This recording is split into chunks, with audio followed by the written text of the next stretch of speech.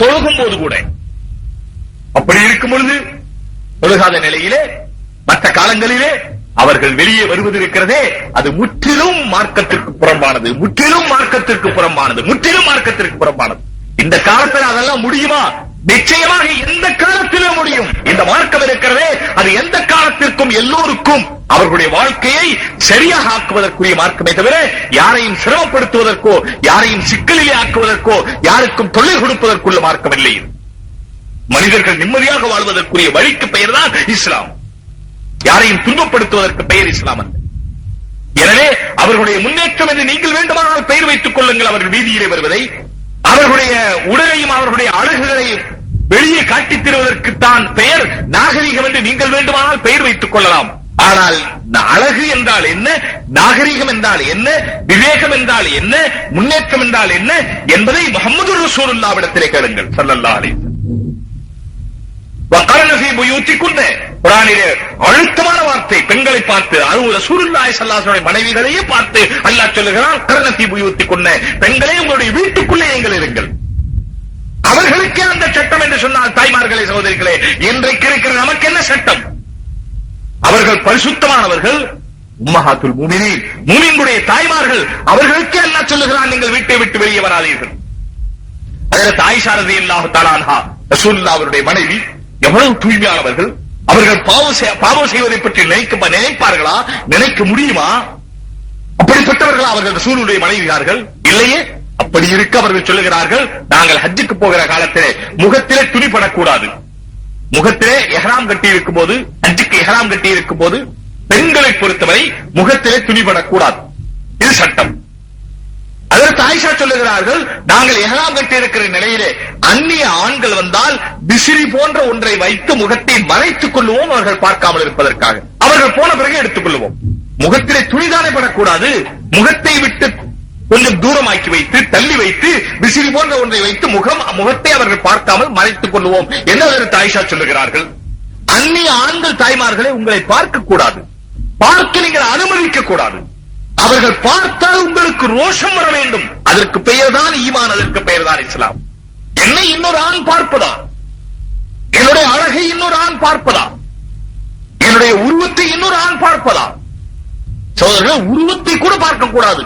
உருவம் மெல்லியதா, சதை பிடிப்பானதா, அவர்கள் ஒல்லியானவர்களா, சதையானவர்களா, இது கூட வெளியே செய்யக்கூடாது. வெளியே போக வேண்டிய அவசியம், நிர்பந்தம் ஏற்பட்டால் இப்படிப்பட்ட நிலையிலே போக வேண்டும். யாருக்கும் உருவம் கூட தெரியக்கூடாது. உடல் எப்படி தெரியலாம்? உடலுடைய நிலம் எப்படி தெரியலாம்? உடலுடைய அழகு எப்படி தெரியலாம்? மார்க்கம் எங்க அனுமதிக்கிறது? சோழர்களே, நமக்கு மார்க்கத்தை பற்றி, அதனுடைய நடைமுறைகளை பற்றி, அதனுடைய விதிமுறைகளை பற்றி நாம் கவலைப்படுவதில்லை. மார்க்கத்தை நாம் ஒரு பரக்கத்துக்காக்கி வைத்திருக்கிறோம். சோழர்களே, அநேகமாக நாம் பார்க்கிறோம், மார்க்கத்தை ஒரு பரக்கத்துக்கு என்று வைத்திருக்கிறோம். ஏதாவது தேவைப்படும் போது பரக்கத்துக்கு வேணும்னா குர்ஆன் ஷரீஃப் எடுத்து வச்சுக்குவோம். எங்க ஊர்ல எல்லாம் பார்த்திருக்கிற சில ஊர்ல பெண்களை அனுப்பும் போது, மணப்பெண்ணை அனுப்புறாங்க பாருங்க, அப்ப அனுப்பும் போது எல்லா சாமான்களும் வச்சிருப்பாங்க. அதுல முதலாவது எடுத்து வைப்பாங்க குர்ஆன் ஷரீஃப்.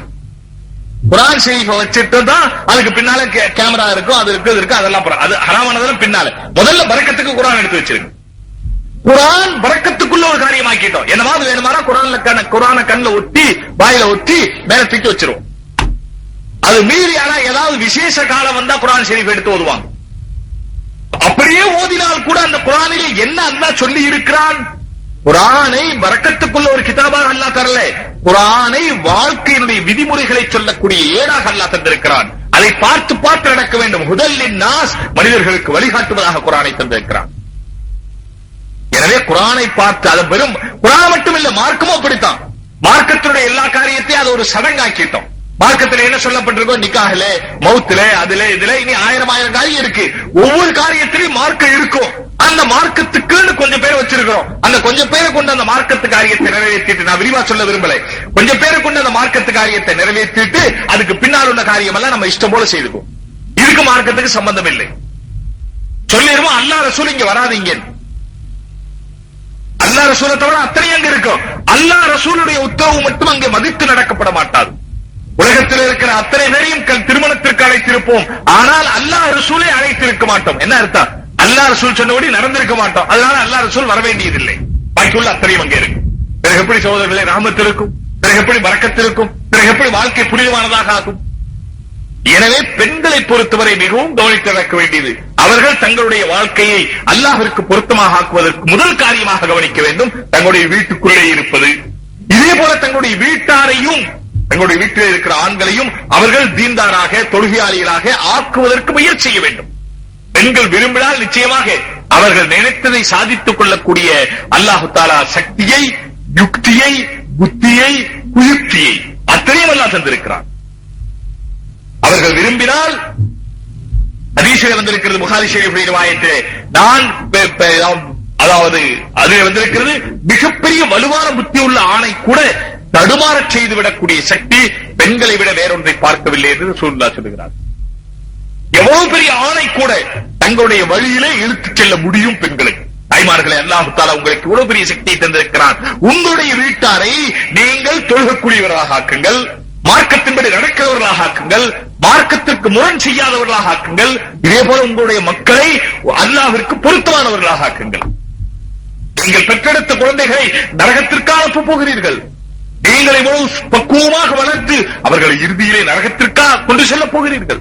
எனவே உங்களுடைய குழந்தைகள் சொர்க்கத்திற்கு செல்ல வேண்டுமானால் பிறந்தது முதலே அந்த குழந்தைகளை மார்க்கப்பட்டுள்ள குழந்தைகளாக ஆக்குங்கள். அதனால்தான் ஹதீஸில் வருகிறது, உங்களுடைய குழந்தைகளை 7 வயது ஆகும் போதே தொழுகச் சொல்லுங்கள். தாய்மார்களே, உங்களுடைய கையில் தானே இருக்கிறது. நீங்கள் பார்த்து அந்த குழந்தைகளுக்கு சொல்லுவீர்களே ஆனால், நீ தொழுதால் தான் உனக்கு சாப்பாடு, நீ தொழுதால் தான் உனக்கு இந்த இது கிடைக்கும், நீ தொழுதால் தான் உன்னை வீட்டிலே நன்றாக வைத்திருப்போம் என்று நீங்கள் சொல்லுவீர்களே ஆனால் நிச்சயமா அந்த குழந்தை தொழுக ஆரம்பித்து விடுவார். இதே ஆண் குழந்தை பெண் குழந்தை என்ற வேறுபாடு கூட கிடையாது. 7 வயதானால் எல்லா குழந்தையும் தொழுக வேண்டும். ஆனால் சாதாரணமாக பார்க்கிறோம், பெண் குழந்தைகள், ஆண் குழந்தைகளாவது எப்பொழுதாவது ஜுமாவிலே பள்ளிக்கு போய் தொழுகிறார்கள், விசேஷ காலங்களிலே பள்ளிக்கு போய் தொழுகிறார்கள். ஆனால் பெண் குழந்தைகளை பொறுத்தவரை அதிலும், அதாவது ஏதோ விசேஷ தொழுதால் உண்டு இல்லை என்று சொன்னால், சாதாரணமாக வீட்டிலே இருக்கிற பெண் குழந்தைகளை, பாவம் புருஷ வீட்டுக்கு போற பிள்ளை, புருஷ வீட்டுக்கு போக போறோம். நான் சொல்லுவேன், எங்க வீடுகள் அப்படி சொன்னா, புருஷ வீட்டுக்கு போய் கஷ்டப்பட போற பிள்ளை, அதனால இங்க சுகமா இருக்கு. ஏன் நீங்க வாயால அப்படி சொல்றீங்க கஷ்டப்பட போகுதுன்னு? அங்க போய் சுகமா இருக்குன்னு நீங்க சொல்லுங்க, சுகமா இருக்கும். நீங்க நினைக்கும் போதே அங்க போய் கஷ்டப்படும் மாமியார் வீட்டுல அது கஷ்டப்படத்தான் போகும். பிறகு அப்படி ஏன் நினைக்கிறீர்கள்? அப்படி நினைக்காமல் குழந்தையை இங்கேயே பக்குவமாக வளர்த்தினால், அதை பேணுதலாக வளர்த்தினால், மார்க்கப்பட்டுள்ள குழந்தையாக வளர்த்தினால், அதிலும் குறிப்பாக 5 நேரத்தினுடைய தொழுகை குழந்தை தொழுதாக வேண்டும் என்று வீட்டிலே வையுங்கள். அப்பொழுதுதான் அந்த வீட்டிலே அந்த குழந்தைக்கு கிடைக்க வேண்டிய சவரட்சணைகள் கிடைக்கும் என்று வையுங்கள். நிச்சயமாக குழந்தைகள் தொழுகும். அதிலும் குறிப்பாக ஃபஜ்ர் தொழுகை. சகோதரர்கள், ஃபஜ்ர் தொழுகை என்பது இந்த காலத்திலே அபூர்வமாகத்தான் இருக்கும். சாதாரணமாக தொழுகிறவர்களிலே கூட பாதி பேர் என்ன செய்கிறார்களோ அல்லாஹ்விற்குத்தான் வெடிக்கும். பிறகு பெண்களை பொறுத்தவரை ஃபஜ்ருக்கு எழுந்தவர்கள் தொழுவது என்பது அது அசாத்தியமான காரியமாக ஆகிக்கொண்டிருக்கு. பிறகு எப்படி வீட்டிலே குழந்தைகள் எழுந்திருப்பார்கள்? எப்படி வீட்டிலே குழந்தைகள் தொழுவார்கள்? அந்தந்த நேரத்தினுடைய தொழுகை அந்த நேரத்திலே தொழுக வேண்டும் என்று சொன்னால் ஃபஜ்ர் தொழுகை ஃபஜ்ரிலே தொழுக வேண்டும். அதிலும் சாதாரணமாக இந்த காலத்திலே பார்க்கிறோம், இரவு மிகுந்த நேரம் கழித்து படுக்கிறார்கள். சாதாரணமாவே 10 மணிக்கு மேலதான் படுக்கிறத பத்தி அநேகமான இடங்களிலே. பிறகு 11 மணி 12 மணிக்கு கூட படுக்கிறவர்கள் இருக்கிறார்கள். எவ்வளவு பிந்தி படுக்கிறார்களோ அவ்வளவு பிந்தி எழுந்திருப்பார்கள். நமக்கு ஹதீஸிலே என்ன வந்திருக்கிறது? இஷா தொழுதலுக்கு பிறகு துனியாவுடைய விஷயம் பேசுவது சொல்ல போனால் ஹராம். அது இஷா தொழுத பிறகு சீக்கிரமாக படுக்க வேண்டும், சீக்கிரமாக எழுந்திருக்க வேண்டும், தஹஜ்ஜுதில் எழுந்திருக்க வேண்டும் நியாயமாக. இல்லையானால் குறைந்தபட்சம் ஃபஜ்ருடைய வக்திலாவது எழுந்திருக்க வேண்டும். ஆனால் இந்த காலத்திலே சாதாரணமா கேள்விப்படுவோம், நான் எந்திரிக்கிறது எத்தனை மணிக்கு? 7:30 மணிக்கு மேலதான் எழுந்திருக்கிறத பத்தியே யோசிக்கிறது. சாதாரண 7:30 மணி, 7 o'clock. அதனாலதான் அதுக்கு பேரே அப்படி வச்சிடும், 7 o'clock. அதுக்கு முந்தைய எழுந்திருக்கிறத பத்தி யோசிக்கவே முடியாது. இது மாதிரி விசேஷமா கூட்டம் நடந்துச்சு, ராத்திரி 12 மணி ஆயிருச்சு, அப்படி எல்லாம் நடத்துறாங்க கூட்டம். 12 மணி 1 மணி 2 மணி வரைக்கும் கூட்டம் நடத்திட்டு, கூட்டம் நடத்தியவர்களை கூட, தொழுகையை பற்றி பேச வைத்தவர்களை கூட, என்ன சமயத்தில் சொல்ல போனா இந்த மாதிரி பேசினவரை கூட ஃபஜ்ர்ல பார்க்க முடியாது. என்ன பிரயோஜனம்? ஒரு ஃபஜ்ர் தவறிவிட்டால் ஹதீஸில் வருகிறது, மன் ஃபாத்தத்துஹு ஸலாத்துல் அஸ்ரி ஃபகஅன்னமா உதிர அஹ்லுஹு வ மாலுஹு. யாருடைய ஒரு அஸருடைய தொழுகை தவறி போய் விடுமோ அவருடைய குடும்பமும் சொத்தும் அழிந்து போன மாதிரி. ஒரு அஸருடைய தொழுகை தவறி போயிட்டான். ஐமார்களே கவனியுங்கள், எவ்வளவு அழுத்தமாக ரசூலுல்லாஹ் சொல்லுகிறார்கள். ஏன் அசர சொன்னாங்க, லோஹர சொல்லல என்று சொன்னால், அரபு நாட்டில் அந்த காலத்திலே இப்பவும் கூட போய்தான் அசரு நேரம் தான் அவர்களுடைய வியாபாரம் மும்முரமாக இருக்கிற நேரம். அசரு நேரத்தில் தான் வியாபாரம் அதிகமாக நடக்கிற நேரம். ஆகையினால வியாபாரத்தின் காரணத்தினால தொழுகையை விட்டு விடுவார்கள். அதனால அசரை சொன்னார்கள். ஒரு அசர் தவறிவிட்டால் அவர்களுடைய குடும்பமே தவறிய மாதிரி, அவர்களுடைய குடும்பம் அழிந்த மாதிரி, அவர்களுடைய சொத்து அழிந்த அந்தமா ஊத்திர ஆகுலுக்குவமான. யாரோ ஒருவர் சொன்னது எனக்கு ஞாபகம் வருகிறது. குழந்தைகள் மேலே இரக்கம் காட்டி அவர்களை எப்படி பாவம் குழந்தை தூங்குது ஃபஜ்ரிலே, எப்படி குழந்தை எழுந்திருக்க சொல்றது, தூக்கம் கெட்டு போயிருமே என்று அவர்கள் மீது இரக்கம் காட்டுவது இருக்கிறதே, இது இரக்கமல்ல சோதர்களே. அது அவர்களுக்கு செய்கிற துன்பம், அவர்களுக்கு கொடுக்கிற தொல்லை. அவர்களை நாம் நரகவாதியாக ஆக்குகிறோம். ஃபஜ்ரிலே அவர்கள் எழுந்திருக்கவில்லை என்று சொன்னால், அவர்கள் மீது இரக்கம் காட்டுகிறோம் என்று சொன்னால் அது இரக்கம் அல்ல. அது இரக்கம் அல்ல. இரக்கம் என்றால் எது? அவர்களுக்கு எது எல்லா காலத்திலும் நன்மையை தருமோ அதை செய்வதற்கு பெயர் தான் இரக்கம். எப்படி போல உதாரணமா, பையனுக்கு ஜுரம் வந்துருச்சு, 3 வயசு பையனுக்கு ஜுரம் வந்துருச்சு, டாக்டரிடம் அழைத்துக் கொண்டு போனோம். போகும்போதே பையன் டாக்டர்னா பயப்பான், ஊசி போடுவாங்க. பையன் பயக்கிறதுல பெரியவங்க கூட பயக்கிறாங்க ஊசி போடுறதுன்னா. ஊசி போடும்போது நமக்கெல்லாம் சின்ன பிள்ளை சொல்லிக் கொடுத்தாங்க, முகத்தை அப்படி திருப்பிக்கன்னு சொல்லி. டாக்டர் ஊசி போடும்போது இப்படி திருப்பி விட்டுருவாங்க, ஏன்னா அதை பார்க்க வேண்டாம். இப்போ டாக்டர் ஊசி போடும்போது பார்க்கறது இல்லை, கொஞ்சம் அப்படி லேசா திரும்பிக்கிறது. இப்போ ஏன்னா அப்போ பயந்த பயம் இருக்கிறது, இப்பொழுதும் தொடருகிறது. தொட்டில் பழக்கம் சுடுகாடு மட்டும் சொன்னாங்க. அது மாதிரி ஊசிக்கு பயக்கிறான். சரி, பையனை கொண்டு போறோம் டாக்டர், டாக்டர் ஊசி போடணும்னு சொல்றாரு. பையன் ஊசி போடுறதுக்கு முன்னாலேயே டாக்டர் ரூமுக்குள்ள நுழைஞ்ச உடனேயே பையன் கலர ஆரம்பித்து விடுகிறான். பையன் மேல நமக்கு ரொம்ப இரக்கம், ஆகையினாலே பையனுக்கு ஊசி போட வைக்கிறோம். பையன் வேண்டாங்கிறான், அழுகிறான், கத்துகிறான், துடிக்கிறான். ஆனாலும் அவன் கையை காலை பிடிச்சு அமர்த்திக்கிட்டு அவனுக்கு ஊசி போட வைக்கிறோம். ஏன் காரணம் என்ன? பையன் கஷ்டப்படுறான விட்டுருங்க. இல்லை, இப்பொழுது இது கஷ்டமாக இருந்தாலும் பின்னாலே இவனுக்கு சுகம் கிடைக்கும் என்ற காரணத்தினாலே அந்த கஷ்டத்தை பொறுத்துக் கொள்ளுகிறோம் இல்லையா தாய்மார்களே? அதே போல இப்பொழுது சுபுகளை எழுந்திருப்பது கஷ்டமாக இருந்தாலும் பின்னாலே பையன் சுகமாக இருக்க வேண்டும். இந்த உலக வாழ்க்கையிலும் கூட சுகம் கிடைக்கும். பிறகு மௌத்துக்கு பிறகு நிரந்தரமான முடிவில்லாத சுகம், நிரந்தரமாக இருந்து கொண்டே இருப்பார்களே, அந்த சுகம் கிடைக்கும் என்பதற்காக இப்பொழுது கஷ்டப்பட்டாலும் குழந்தைகளை அவர்களை எழுந்திருக்க சொல்லி தொழுக சொல்ல வேண்டும். இல்ல நான் இறக்கம் காட்டுறேன்னு சொன்னா, அதான் சொன்ன யாரோ ஒருத்தர் சொன்னது ஞாபகத்துக்கு வந்துச்சு. அநேகமா அது சொன்னது எங்க கேட்ட ஞாபகம், மர்ஹூம் ஜியாவுதீன் அதிர்த்தாருக்கு ஐயம்பேட்டை. ஒரு போலீஸ்காரன் திருடனை பிடிச்சிட்டு போனான், கிடைச்சுக்கிட்டான். பிடிச்சிட்டு போகும்போதே வழியில் அவன் சொன்னான், திருடன் சார் ரொம்ப பசிக்குது. அந்த போலீஸ்காரன் சொன்னார் பசிக்குது. அதுனா திருடனை பசிக்குதுன்னா என்ன செய்ய முடியும், நீ ஸ்டேஷனுக்கு வா. இல்ல சார் ரொம்ப பசிக்குது, அந்த ஹோட்டலுக்கு போய் சாப்பிட்டு வந்துடுறேன். இவருக்கு இறக்கம் வந்துருச்சு, விட்டார். அவன் போய் சாப்பிட்டு வருவானா? திருடன் போய் சாப்பிட்டு வருவானா? ரெண்டு பார்த்தாரு, காணல. இவர் போனார் ஹோட்டலுக்கு. இப்படி அடையாளத்தை சொல்லி ஒரு ஆள் இங்க வந்தானான்னு கேட்டார். ஆமா வந்தான். சாப்பிட்டானா? சாப்பிட்டான். எங்க? பின்பக்கம் போயிட்டான். அடே விட்டுட்டமே ரொம்ப கவலைப்பட்டு பின்பக்கம் போய் தேடி பார்த்தாரு, கிடைக்கும். இருப்பானா? போயிட்டான். மறுதடவையா அந்த திருடன் கிடைச்சுக்கிட்டான் ஒரு வாரத்துக்கு பின்னாலே. இப்ப அவனை பிடிச்சிட்டு போனாரு. ஒரு வரையும் சொன்னா சார் ரொம்ப பசிக்குது. போன தடவை நீ ஏமாத்திட்ட, அதனால இந்த தடவை நான் விட மாட்டேன்னு சொன்னான். அதெல்லாம் சார் சார் ரொம்ப பசிக்குது, அப்படி மயக்கம் வர்ற மாதிரி இருக்கு. அதெல்லாம் முடியாது, நீ ஏமாத்திடுற, பின்னால வெளியில போயிடுறேன். இல்ல சார் நான் போக மாட்டேன். அதெல்லாம் விட முடியாது. ரொம்ப கெஞ்சனா விட்டுட்டார். போய் சாப்பிட்டு வாங்க. விட்டுட்டு இவர் போய் பின்பக்கம் நின்றுக்கிட்டார். அந்த வழியா தானே ஓடுவான். எப்படி இறக்கம்? பின்னால் வெளியில வருவான். நின்று பார்த்தா காணல. பிறகு ஹோட்டல போயிட்டான, முன்னாள் வெளியில போயிட்டான். அடுத்த வாரம் திரும்ப அதே திருடம் கிடைச்சுக்கிட்டான். போயிருந்தார், சார் ரொம்ப பசிக்குதுனா. முடியவே முடியாது, இந்த தடவை நான் விடவே மாட்டேன். விட மாட்டேன். அவர் ரொம்ப கெஞ்சினான். அப்ப இவருக்கு இறக்கம் வந்துருச்சு. அவர் ரொம்ப இறக்கம் உள்ளவர். எப்படி நம்ம தாய்மார்கள் சகோதரர்கள் ஃபஜ்ருக்கு எழுப்புறதுக்கு இறக்கம் பண்றாங்க, அதுக்கு தான் உதாரணம் இது.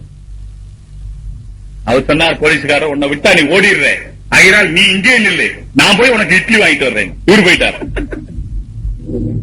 உன்னை விட்டா தானே ஓடிடுற, அதனால நான் போய் இட்லி வாங்கிட்டு வர்றேன்.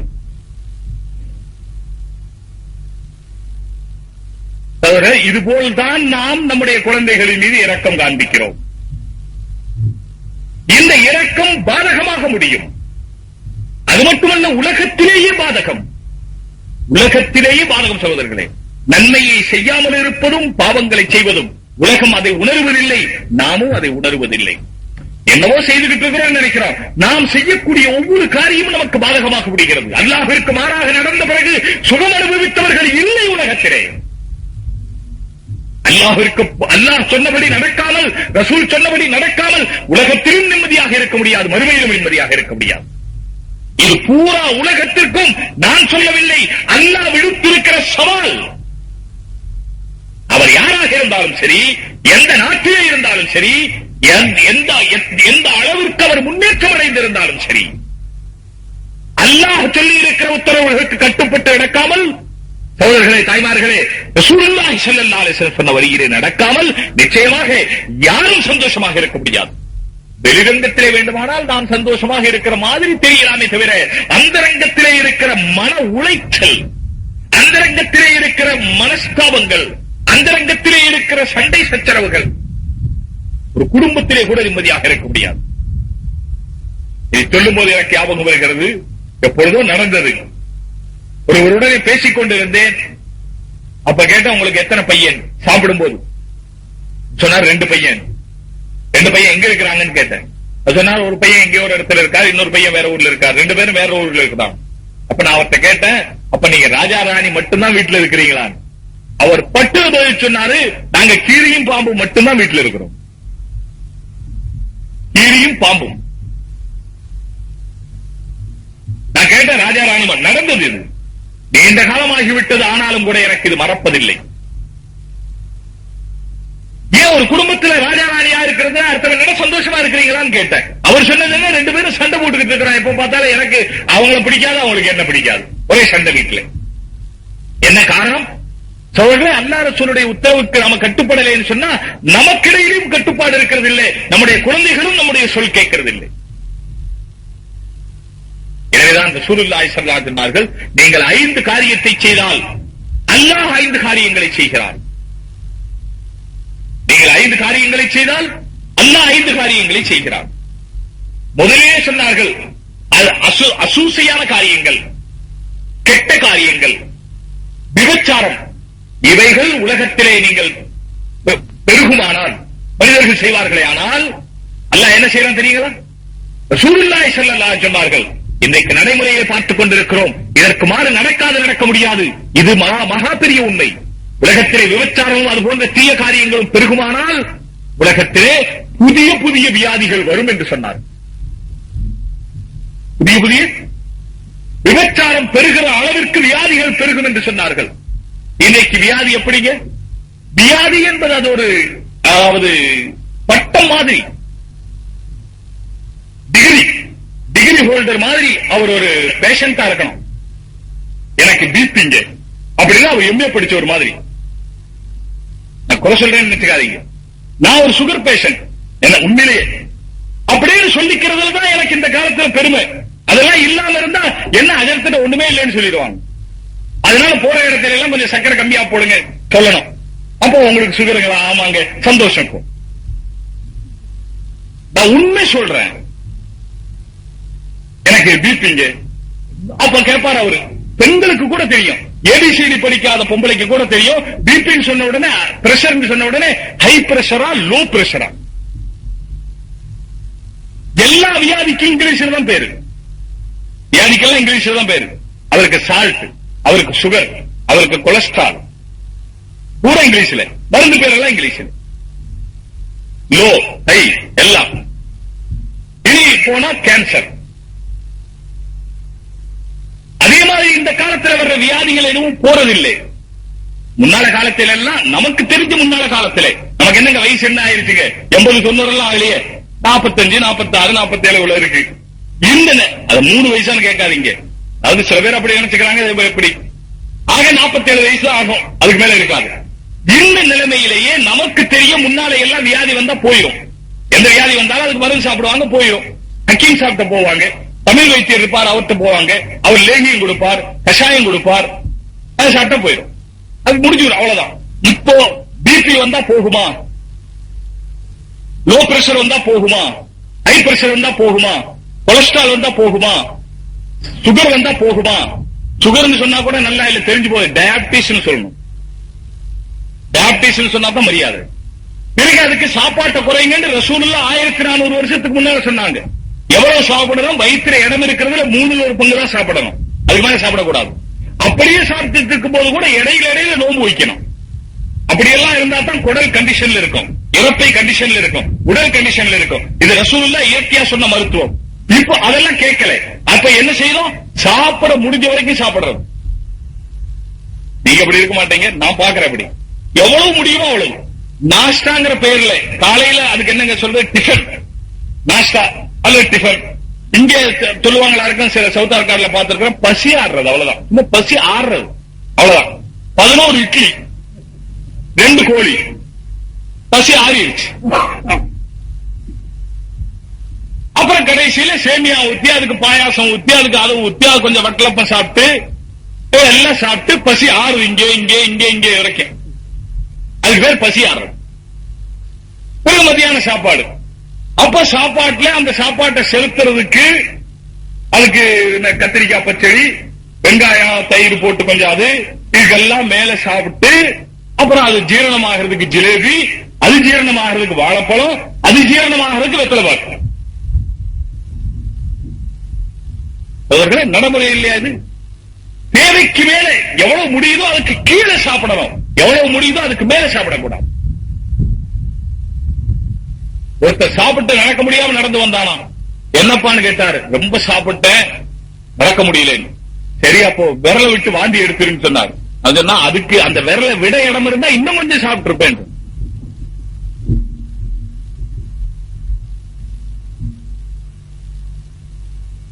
இப்போ டாக்டர் எந்த டாக்டர்கிட்ட போனாலும் சாப்பாட்டை குறைங்கன்னு சொல்லுவாங்க.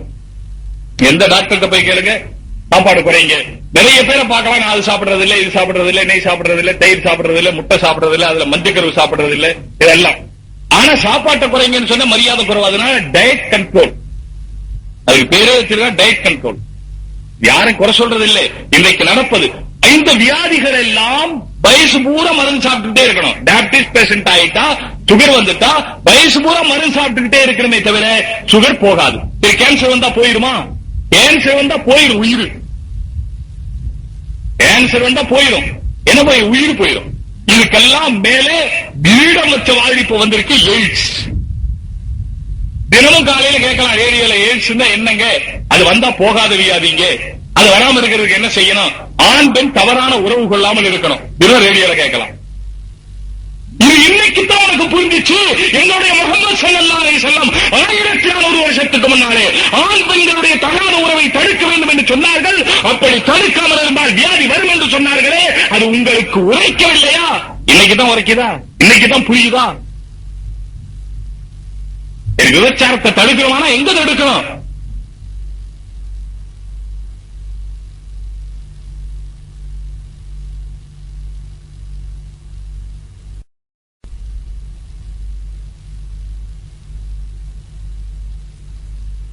முதல் பார்வையை தடுக்கணும்.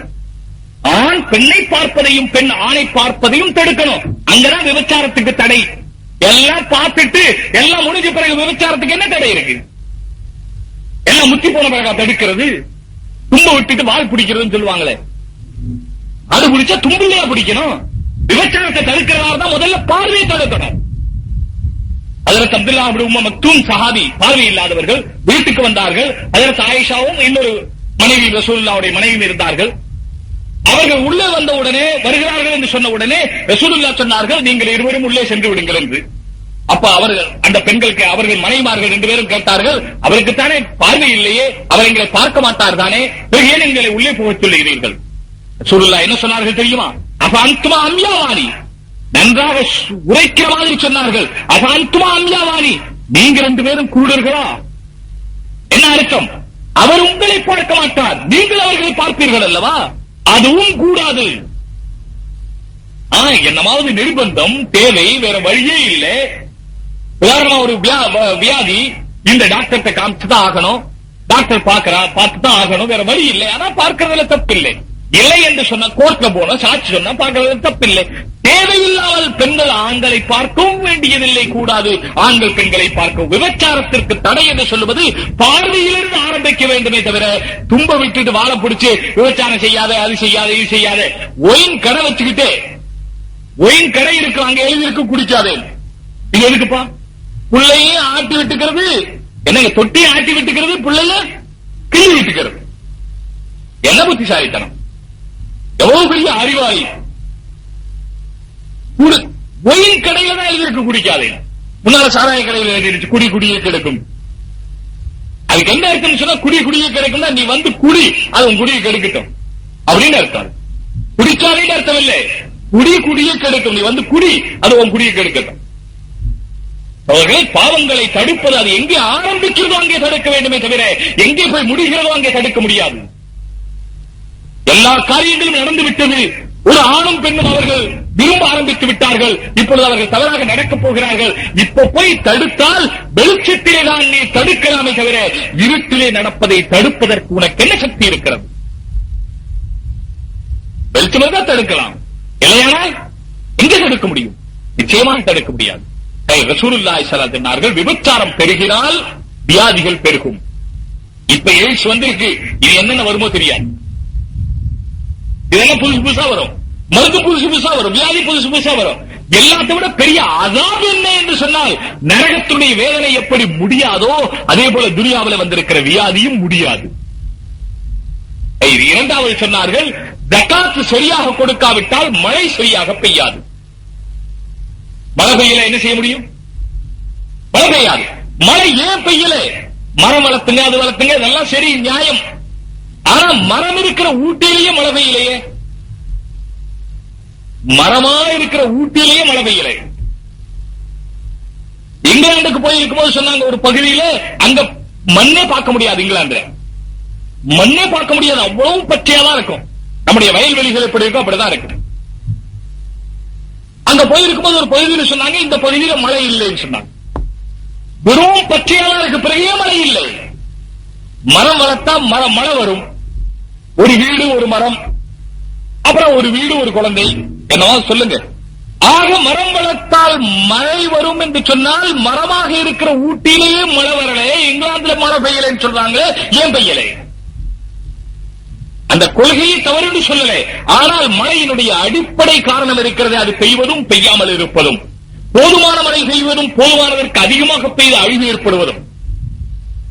சில சமயத்தில் என்ன ஆகுது, தேவைக்கு மேல பெய்யுது, நெல் கதிர்கள் எல்லாம் மழையில அப்படியே மிதந்து கொண்டிருக்கு, என்ன பிரயோஜனம்? பிறகு மழை பெய்யுது. இதுவெல்லாம் எதனால நடக்கிறது? ஜகாத் சரியாக கொடுக்கவில்லை, அதனாலே நடக்கிறது. ஒவ்வொருவரும் தங்களுடைய ஜகாத்தை கணக்கிட்டு கொடுத்தால் அல்லாஹ் மழையை சரியாக பெய்ய வைப்பார். இல்லை என்று சொன்னால் மழை உங்களாலே பெய்ய வைக்க முடியாது என்பதல்ல, மழை பெய்யுமா பெய்யாதா என்று கூட சொல்ல முடியாது.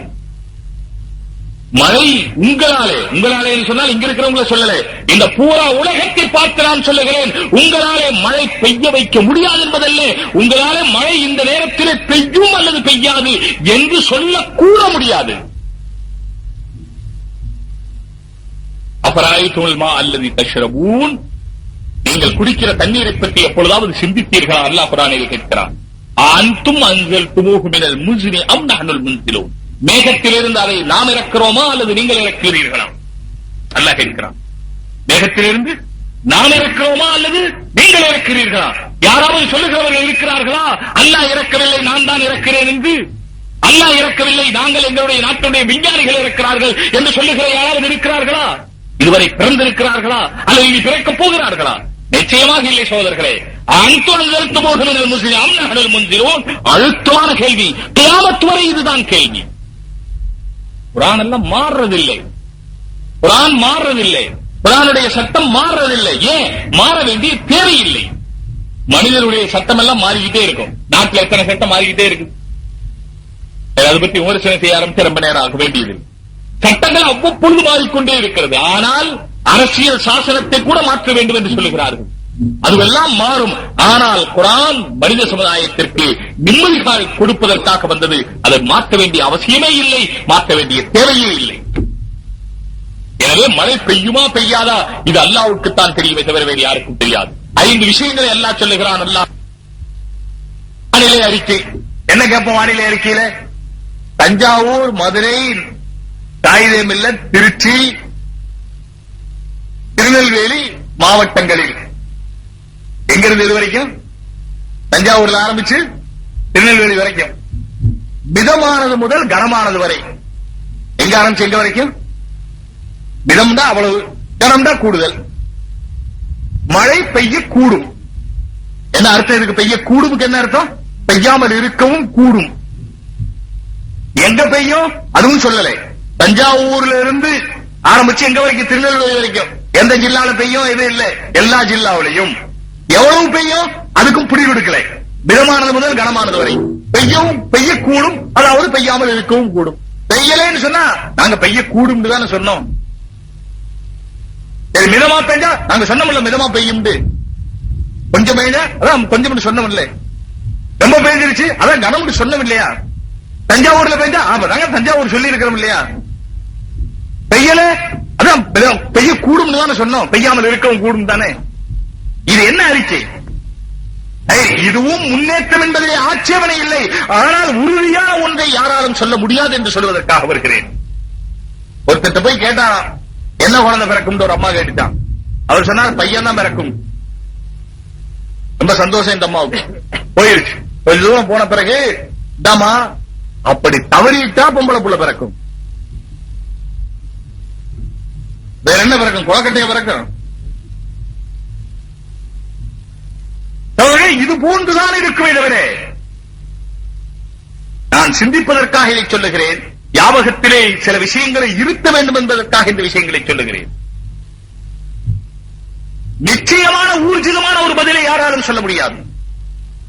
எனவே தாய்மார்களுக்கு நான் சொல்ல வந்தேன், தங்களுடைய வீட்டிலே, தங்களுடைய குடும்பத்திலே, தங்களுடைய குழந்தைகளின் மீது எப்படி அவர்களை வளர்க்க வேண்டுமோ அப்படி வளர்க்க வேண்டும் தாய்மார்களை. இந்த உலகத்திலே இருக்கிற காலமே கொஞ்சம் தானே. எவ்வளவு இருக்க போகிறோம் இந்த உலகத்திலே? இதையும் நான் அடிக்கடி சொல்லுவது, யாருக்காவது வயசு கேட்கிறோம், உங்களுக்கு என்ன வயசு என்று யாராவது சொல்லி கேட்டிருக்கிறோமா? எனக்கு 2020 வயசு ஆச்சு அப்படி யாராவது சொல்லுவாங்கன்னு நினைக்க முடியுமா? இல்ல 2000 எல்லாம் வேண்டாங்க, எனக்கு ஒரு 350 வயசு ஆகுதுன்னு சொன்னவங்க யாராவது இருக்கிறாங்களா? சகோதரர்களே, சாதாரணமான நடைமுறை வயசுக்கு பின்னாலே இருந்தாலே உலகத்துல ரொம்ப கஷ்டம். ஒரு 70-80 வயசு, 70 வயசு முன்னாலே போயிடும்.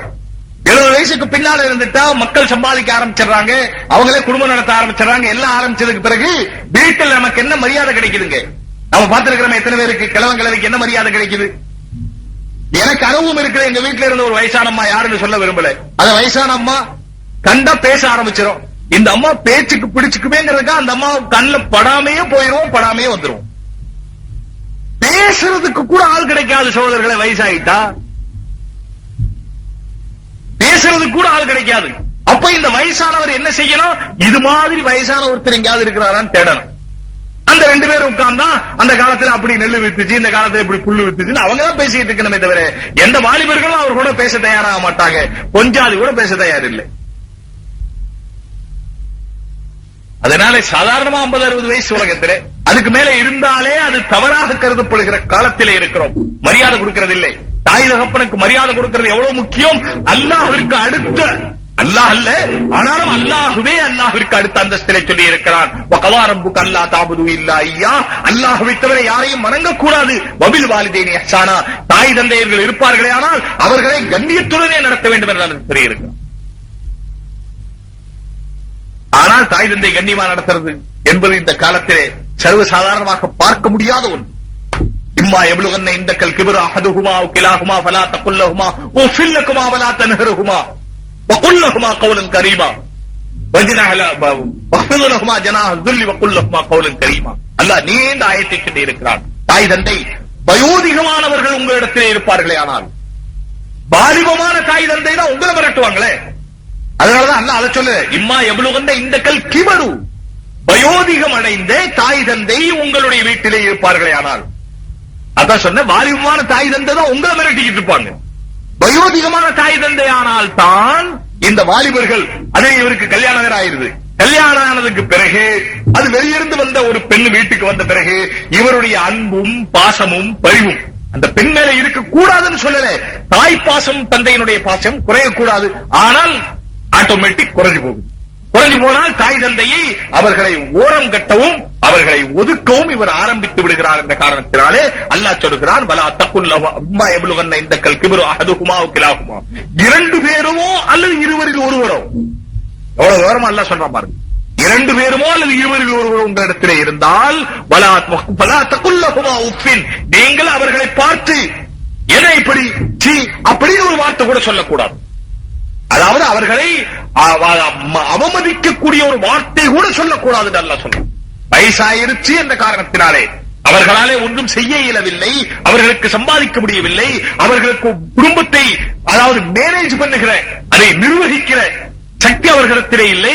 இப்பொழுது நீங்கள் தான் குடும்பத்தை நிர்வகிக்கிறீர்கள் என்ற காரணத்தினாலே உங்களுடைய தாய் தந்தையை எந்த காரணம் கொண்டும் நீங்கள் அவமதிக்கக்கூடிய வார்த்தை சொல்லக்கூடாது. சரி, வலா தனஹருஹுமா, அவர்களை விரட்டக்கூடாது. எப்படி பாருங்க, ஏன் சும்மா பேசிட்டே இருக்கிறீங்க, எப்ப பார்த்தாலும் தொணத்தொண்ணு, எப்ப பார்த்தாலும் தொணத்தொண்ணு, சும்மா எங்கும் சொல்லக்கூடாது. ஏனென்றால் அது உன்னுடைய தாய், அது உன்னுடைய தந்தை. பிறகு என்ன செய்யணும்? பார்த்தமா வஹ்பிதுலஹுமா ஜனாஹல் துல், உங்களுடைய புஜங்களை அவர்களுக்காக பணித்துக் கொள்ளுங்கள், குனித்துக் கொள்ளுங்கள். அவங்களுக்கு முன்னாலே நிக்கிறது கூட மரியாதையா நிக்கணும். ஏனென்றால் அது உங்களுடைய தாய் தந்தை, வேறு யாரும் அல்ல. வஹ்பிதுலஹுமா ஜனாஹல் துல் வகுல் லஹுமா கௌலன் கரீமா, அவர்களிடத்தில் பேசும்போது அவர்களை கௌரவிக்கிற வார்த்தைகளைத்தான் சொல்ல வேண்டுமே தவிர அவர்களை உதாசீனப்படுத்துகிற அல்லது அவர்களை மானபங்கப்படுத்துகிற அல்லது அவர்களை கேவலப்படுத்துகிற வார்த்தை கூட சொல்லக்கூடாது. வகுல் லஹுமா கௌலன் கரீமா. இன்னும் நிறைய விளக்கம் சொல்லணும், நான் முடிக்க போறேன், அதனால சுருக்கி. பிறகு இல்லைன்னா என்ன செய்யணும்? மௌத்தாயிட்டா அல்லாஹ் சொல்றான், யா அல்லாஹ், அவர்கள் நாங்கள் சிறு குழந்தைகளாக இருக்கும் பொழுது எங்களை எப்படி பாதுகாத்தார்களோ, எங்கள் மீது எப்படி இரக்கம் காட்டினார்களோ, ரப்பி ரஹம்ஹுமா கமா ரப்பயானி சகீரா, நாங்கள் சிறுவர்களாக இருக்கும் பொழுது, குழந்தைகளாக இருக்கும் பொழுது எங்களை எப்படி பேணி பாதுகாத்து வளர்த்தார்களோ அதுபோல அவர்களை நரகத்துடைய அதாபை விட்டு பாதுகாத்து அவர்கள் மீது நீ இரக்கம் காட்டுவாயாக துஆ செய்யும். இருந்தா இப்படி நடக்கும், இறந்தா இப்படி நடக்கும். அல்லாஹ் தஆலா ஒரு வரமாட்டார். ஆகையினாலே நம்முடைய குழந்தைகள் எப்படி இருக்க வேண்டும் என்று விரும்புகிறோமோ அதே போல நாம் நம்முடைய தாய் தந்தையை நடத்தினால் நம்முடைய குழந்தைகளும் நம்மை நடத்துவார்கள். ஆக குழந்தைகளை பக்குவமாக பெரிதாக வளர்த்தி 5 நேரத்துடைய தொழுகை நான் ஆரம்பித்ததே இந்த விஷயத்தை தான். 5 நேரத்துடைய தொழுகையிலே எப்படி அல்லாஹ்விற்கு கட்டுப்பட்டு நிற்கிறோமோ, அல்லாஹ்விற்கு கட்டுப்பட்டு கையை வைத்திருக்கிறோமோ, அல்லாஹ்விற்கு கட்டுப்பட்டு கண்ணை வைத்திருக்கிறோமோ, அல்லாஹ்விற்கு கட்டுப்பட்டு காதை வைத்திருக்கிறோமோ, இமாம் கிராத் ஓதினால் அதை காது கொடுத்து கேட்க வேண்டும். இமாம் கிராத் ஓதினால் காது கொடுத்து கேட்க வேண்டும். காதில விழுகவில்லை என்று சொன்னாலும் கூட காதில விழுகிற மாதிரி மரியாதையாக நிற்க வேண்டும். இவர் 15வது சஃபிலே நிற்கிறார், காதில விழுகவில்லை இமாமுடைய கிராத் என்றாலும் காதில விழுந்தா எவ்வளவு மரியாதையோடு நிற்பாரோ அப்படி நிற்கிறோம். சஜ்தாவிற்கு போனால் அல்லாஹ் எப்படி சஜ்தா செய்ய சொன்னான் அப்படி செய்யணும். ஆக தொழுகும் போது எல்லா அவயவங்களையும் அல்லாஹ்விற்கு கட்டுப்படுத்தி வைத்திருப்பது போல தொழுகைக்கு வெளியே வந்தாலும் நாம் எங்கே இருந்தாலும் சரி அல்லாஹ்விற்கு கட்டுப்பட்டு எல்லா உறுப்புகளையும் நடத்த வேண்டும். அதனாலதான் தொழுகையில கடைசியாக இதை சொல்லுகிறேன், தொழுகையில சஜ்தா இருக்கிறதே அதை பற்றி ரசூலுல்லாஹி ஸல்லல்லாஹு அலைஹி சொன்னார்கள், அக்ரபு மா யகூனுல் அப்து சாஜிதன் லில்லாஹி தஆலா, மனிதன் அல்லாஹ்விற்கு மிக நெருக்கமாக இருப்பது சஜ்தாவிலே இருக்கும்போது. நிற்கும் போதும் அல்லாஹ்விற்கு நெருக்கம் தான், ருக்குவிலும் அல்லாஹ்விற்கு நெருக்கம் தான். ஆனால் சஜ்தாவிலே இருக்கும் பொழுது அல்லாஹ்வுக்கு மிக நெருக்கமாக மனிதன் இருக்கிறான். ஏன் தெரியுமா சகோதரர்களே, தாய்மார்களே? சஜ்தாவிலே நம்முடைய தலையை வைக்கிறோம் என்று சொன்னால், ஒரு முஸ்லிமுடைய தலை இருக்கிறதே யாருக்கு முன்னாலும் குனிவதில்லை, பணிவதில்லை. பணிவது எல்லாருக்கும் முன்னாலே, பணிவாக நடப்பது எல்லாருக்கும் முன்னாலே. ஆனால் தலை குனியக்கூடாது. சலாம் சொல்லும் போது கூட அஸ்ஸலாமு அலைக்கும் சொல்லணுமே தவிர தலை குனியக்கூடாது.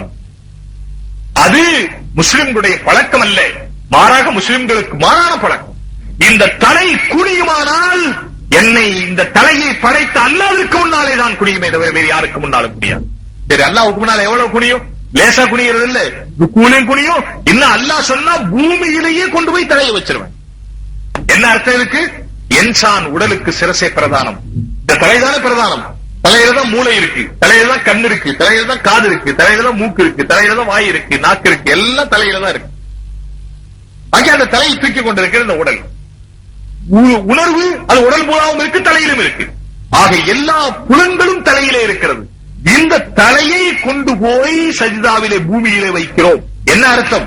இந்த தலையிலே இருக்கிற எல்லா புலன்களையும் என்னுடைய சிந்தனை, என்னுடைய பார்வை, என்னுடைய கேட்கிற சக்தி, என்னுடைய நுகருகிற சக்தி, என்னுடைய பேசுகிற சக்தி, என்னுடைய உணவு சாப்பிடுகிற சக்தி, இந்த எல்லா சக்திகளையும் யா அல்லாஹ் உன்னுடைய உத்தரவிற்கு நான் கட்டுப்படுத்தி வைத்து விட்டேன் என்பதற்கு அடையாளமாகத்தான் தலையை பூமியில வைக்கிறோம். தலையை பூமியில வைப்பதற்கு அர்த்தம் என்ன? இந்த எல்லா சக்திகளையும் யா அல்லாஹ் உனக்கு நான் கட்டுப்படுத்தி விட்டேன். நீ என்ன சொல்லுகிறாயோ அதைத்தான் நான் பார்ப்பேன். நீ எதை பார்க்கலாம் என்று சொல்லுகிறாயோ அதைத்தான் பார்ப்பேன். எதை நீ பார்க்க கூடாது என்று சொல்லுகிறாயோ, எனக்கு எவ்வளவு ஆசை வந்தாலும் சரி அந்த ஆசைகளை எல்லாம் கட்டுப்படுத்தி வைத்திருப்பேன். எதை கேட்கலாம் என்று நீ சொல்லுகிறாயோ அதை கேட்பேன். எதை பேசலாம் என்று சொல்லுகிறாயோ அதை பேசுவேன். எதை சாப்பிடலாம் என்று சொல்லுகிறாயோ அதை சாப்பிடுவேன். எதை சிந்திக்கலாம் என்று சொல்லுகிறாயோ அதைத்தான் சிந்திப்பேன். அதற்கு அப்பாற்பட்டு எந்த காரியத்தையும் எனக்கு எவ்வளவுதான் அதில் ஆசை வந்தாலும் நான் செய்ய மாட்டேன் என்பதற்கு அர்த்தம் தான் சஜ்தம். எனவே இப்படி சஜ்தா செய்ய வேண்டும். காலையிலே எழுந்த உடனே அல்லாஹ்வுக்கு முன்னாலே சஜ்தா செய்து சொல்ல வேண்டும், யா அல்லாஹ் இன்றைக்கு நான் பல வேலைகள் பார்க்க போகிறேன், ஆனால் உன்னுடைய உத்தரவுக்கு மீறி என்னுடைய இந்த உறுப்பு வேலை செய்யாது. வேலை செய்து கொண்டிருக்கும் போதே திரும்ப லோஹர்ல வரணும். சொல்லிட்டு போயிட்டும் இல்லையா, திரும்ப லோஹர்ல வரணும். லோஹர்ல வந்து என்ன சொல்லணும், யா அல்லாஹ் இதுவரைக்கும் நீ சொன்ன பிரகாரம் தான் நடக்க முயற்சி செய்த, இனிமேலும் நான் போய் நீ சொன்ன பிரகாரம் தான் நடப்பேன். பிறகு அசர்ல வரணும். அசர்ல வந்து சொல்லணும், யா அல்லாஹ் நீ சொல்ற மாதிரி தான் நடந்துகிட்டு இருக்கிற, அதுல எந்த மாற்றமும் இல்லை, இனியும் நான் சொல்ற மாதிரி தான் நடப்பேன். பிறகு மக்ரிபில வரணும். மக்ரிபில வந்து சொல்லணும், யா அல்லாஹ் நீ சொல்ற மாதிரி தான் நடப்பு, மாற்றம் இல்லை. பிறகு இஷாவுல படுக்க போறதுக்கு முன்னால வரணும், யா அல்லாஹ் நீ சொன்ன மாதிரி தான் எல்லாம் இதுவரைக்கும் செய்திருக்கிறேன், இந்த இரவையும் நீ சொன்ன பிரகாரம் தான் கழிப்பேன், உனக்கு மாறாக நான் நடக்க மாட்டேன், என்ற காரியம் செய்ய மாட்டேன் என்று சொல்லிட்டு தூங்கிடணும். தூங்கும் போது அல்லாஹ்வுடைய ஞாபகத்துடன் தூங்கணும். தூங்கும் போது ரசூலுல்லாஹி ஸல்லல்லாஹு அலைஹி சொன்னார்கள், அதாவது தஸ்பீஹ் ஃபாத்திமா, ஹஜ்ரத் ஃபாத்திமா ரலியல்லாஹு தஆலா அன்ஹா அவர்களுக்கு ரசூலுல்லாஹ் சொல்லிக் கொடுத்தார்கள். தங்களுடைய வீட்டு வேலைக்காக ஆள் வேண்டும் என்று ஹஜ்ரத் ஃபாத்திமா மகள் வந்து கேட்டார்கள். தன்னுடைய மகள் தகப்பனாரத்தை கேட்டார்கள், வீட்டு வேலைக்கு ஆள் கொடுங்கள் என்று. ரசூலுல்லாஹ் சொன்னார்கள், உனக்கு வேலை செய்வதற்கு ஆள் தருகிறேன், ஆனாலும் நீ படுப்பதற்கு முன்னாலே 33 தடவை சுப்ஹானல்லாஹ், 33 தடவை அல்ஹம்துலில்லாஹ், 34 தடவை அல்லது 33 தடவை அல்லாஹ் அக்பர் என்று சொல்லிவிட்டு குல் ஹுவல்லாஹ், குல் அஊது பிரப்பில் ஃபலக், குல் அஊது பிரப்பின் நாஸ், குல் யா அய்யுல் காஃபிரூன் இந்த சூறாக்களும் சேர்த்து இதை ஓதி உன்னுடைய கையிலே ஊதி, இரண்டு கையையும் சேர்த்து உன்னுடைய கையிலே ஊதி தலையிலிருந்து எல்லா இடங்களிலும் தடவிக்கொண்டு நீ படுத்தால் பகலிலே வேலை செய்த எல்லா அலுப்பும் போய்விடுவது மட்டுமல்ல, இரவு முழுவதும் அல்லாஹ் பாதுகாக்கக்கூடிய மலக்குகளை அனுப்புகிறான். இதற்கு பேர் தஸ்பீஹ் ஃபாத்திமா. இப்படி ஓதிவிட்டு படுத்தால் விடுவதற்கு வரை அல்லாஹ்வுடைய பாதுகாப்பிலே இருக்கிறோம், விடிந்த உடனே சுபஹ் தொழுகிறோம், அல்லாஹ்வுடைய உத்தரவுப்படி நடக்கிறோம் என்று சொல்ல ஆரம்பிக்கிறோம். எனவே தொழுகை என்பது ஏன் கடமையாக்கினான், எப்படி கடமையாக்கினான் என்பதை நீங்கள் கேட்டிருக்கிறீர்கள். ஏன் கடமையாக்கினான்? தொழுது விட்டு வெளியே வந்த பிறகு நாம் எந்த இடத்திலே இருந்தாலும் சரி, அதாவது சாதாரண ஒரு தொழிலாளியாக வறுமை கோட்டுக்கு கீழே இருக்கிறவராக இருந்தாலும் சரி, வறுமை கோட்டினுடைய உச்சத்திலே இருக்கிறவராக இருந்தாலும் சரி, ஆளுகிற மன்னராக இருந்தாலும் சரி, ஆளப்படுகிற சாதாரண மனிதராக இருந்தாலும் சரி, முதலாளியாக இருந்தாலும் சரி, தொழிலாளியாக இருந்தாலும் சரி, ஆண்களாக இருந்தாலும் சரி, பெண்களாக இருந்தாலும் சரி, யாராக இருந்தாலும் சரி, நான் அல்லாஹ்வுடைய உத்தரவு பிரகாரம் எந்த இடத்திலே இருந்தாலும் சரி, அல்லாஹ் என்ன சொல்லி இருக்கிறானோ அதன் பிரகாரம், ரசூலுல்லாஹி ஸல்லல்லாஹு அலைஹி வஸல்லம் என்ன சொல்லி இருக்கிறார்களோ அதன் பிரகாரம் நடப்பேன் என்பதற்கு உறுதிமொழியாகத்தான் தொழுகை அமைந்திருக்கிறது என்ற காரணத்தினால் தொழுகையை விடாமல் தொழுக வேண்டும். விடுவதற்கு அனுமதி இல்லை, ஆண்களுக்கும் இல்லை, பெண்களுக்கும் இல்லை, உரிய காலங்களிலே தவிர. எனவே விடாமல் தொழுக வேண்டும். அந்த தொழுகையிலே ஒரு ஆர்வத்தை ஏற்படுத்திக் கொள்ள வேண்டும், தொழுகையிலே ஒரு இன்பத்தை ஏற்படுத்திக் கொள்ள வேண்டும், தொழுகையிலே ஒரு சந்தோஷத்தை ஏற்படுத்திக் கொள்ள வேண்டும். அப்படி நம்மை நாமே பழக்க வேண்டும். எப்படி இந்த காலத்திலே கதை படிப்பது, நாவல் படிப்பது, பார்க்கக்கூடாத காட்சிகளை பார்ப்பது, இதிலெல்லாம் ஒரு இன்பம் கிடைக்கிறது அல்லவா? அதுபோல தொழுகையிலே ஒரு இன்பம், தஸ்பீஹ் செய்வதே ஒரு இன்பம், குர்ஆன் ஓதுவதிலே இன்பம். இப்படி ஒரு இன்பத்தை ஏற்படுத்திக் கொண்டு நம்முடைய ஊரில் இருக்கிற ஆண்களும் பெண்களும், கேட்டுக்கொண்டிருக்கிற ஆண்களும் பெண்களும் அத்தனை பேரும் 5 நேரத்துடைய தொழுகை விடாமல் தொழுவதுடனே அந்த தொழுகையின் மூலமாக தொழுகைக்கு வெளியே உள்ள வாழ்க்கையை தொழுகைக்கு உள்ளே உள்ள வாழ்க்கையை போல, அதாவது எந்த இடத்துல எந்த காரியம் செய்தாலும் நாம் தெரிந்து கொண்டு அல்லாஹ் ரசூலுடைய உத்தரவு என்ன, ஆணை என்ன, வழி என்ன, இதை தெரிந்து கொண்டு செய்ய வேண்டும். அதற்காக முயற்சி செய்ய வேண்டும். அல்லாஹ் ஜல்ல ஷானஹு தஆலா எனக்கும் உங்களுக்கும் உலகத்தில் உள்ள அனைவருக்கும் நிம்மதிக்குரிய வழியாக நல்ல வழியை தந்தரல வேண்டும் என்று துஆ செய்து கொண்டு இந்த நல்ல சந்தர்ப்பத்தை உருவாக்குவதற்காக யாரெல்லாம் முயற்சி எடுத்துக் கொண்டார்களோ, இன்னும் முயற்சி செய்து கொண்டிருக்கிறார்களோ அவர்களுடைய முயற்சியை அல்லாஹ் கபூலாக்க வேண்டும். மென்மேலும் பல நல்ல காரியங்களை செய்வதற்கும் அவர்களுடைய துனியாவும் ஆகரத்தும் செழிப்பாகுவதற்கும் இந்த ஊர் மக்களுடைய வாழ்க்கையிலே எல்லா வகையான ரஹ்மத்தும் பரக்கத்தும் அல்லாஹ் செய்ய வேண்டும் என்றும் துஆ செய்து கொண்டு நாம் அல்லாஹ் இந்த நிகழ்ச்சியை அவனிடத்திலே ஏற்றுக்கொள்ளப்பட்ட நிகழ்ச்சியாக ஆக்கித்தர வேண்டும் என்றும் துஆ செய்து கொண்டு முடித்துக் கொள்கிறேன். ஹுசைனியா கேசட் சென்டர் வெளியிடும் அனைத்து இஸ்லாமிய கேசட்டுகளும் கிடைக்கும் இடம் ரசூல் புக் சென்டர். ரசூல் புக் சென்டர், பாஷா ஷாப்பிங் காம்ப்ளெக்ஸ், இலக்கம் 7, சிங்காரத்தோப்பு, திருச்சி 8. தொலைபேசி 702385. இஸ்லாமிய பெருமக்களில் உங்கள் இல்லங்கள் தோறும் இஸ்லாமிய நறுமணம் தமிழ வேண்டுமா? திருக்குரான், ஹதீஸ், இஸ்லாமிய பெரியோர்களின் சொற்பொழிவுகள், ஷஹீத் அல்ஹாஜ் பழனி பாபா அவர்களின் வீரமிகுந்த சொற்பொழிவுகள், இஸ்லாமிய சரித்திரங்கள் மற்றும் இஸ்லாமிய அரபி உருது தமிழ் பாடல்களும், இசைமுரசு ஆஜி நாகூர் ஈயம் ஹனீஃபாவின் புதிய பழைய பாடல்கள் பதிவு செய்து கொள்ளவும், பதிவு செய்யப்பட்ட தரமான கேசட்டுகள் வாங்கவும் நீங்கள் வருகை தர வேண்டிய இடம் ரசூல் புக் சென்டர். ரசூல் புக் சென்டர், பாஷா ஷாப்பிங் காம்ப்ளெக்ஸ், இலக்கம் 7, சிங்காரத்தோப்பு, திருச்சி 8. Phone number 702385.